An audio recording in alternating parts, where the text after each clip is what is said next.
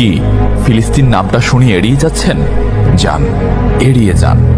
কেননা ফিলিস্তিন তো আর আমাদের বাংলাদেশ না। কোনো সমস্যা নেই, এড়িয়ে যান। কিন্তু একটা কথা মনে রাখবেন, সেই কাল কিয়ামতের দিন যখন আল্লাহ আপনাকে প্রশ্ন করবে, তখন কি করবেন?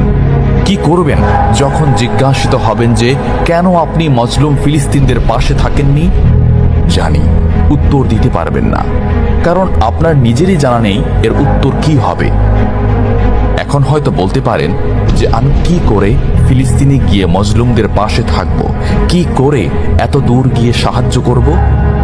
হ্যাঁ, এইরকম প্রশ্ন যদি আপনার মনে উদয় হয়ে থাকে, তাহলে অবশ্যই আপনার মনে অলসতা আর বজ্রে ভরা। এই আধুনিক যুগে অস্ত্রের চেয়ে পাওয়ার হচ্ছে মিডিয়া, তাই মিডিয়ায় বেশি বেশি করে তা প্রচার করুন। হ্যাশট্যাগের মাধ্যমে প্রতিবাদ করুন। এই ক্ষুদ্র প্রতিবাদ একদিন অনেক বড় প্রতিবাদ হয়ে দাঁড়াবে। বিজয় একদিন ইসলামেরই হবে ইনশাআল্লাহ। এটা আমার কথা নয়, এটা এই মহাবিশ্বের প্রভুর কথা। একটা কথা মনে রাখবেন, ক্ষুদ্র ক্ষুদ্র বালিকণা, বিন্দু বিন্দু জল গড়ে তুলে পাহাড় পর্বত, সাগর অতল।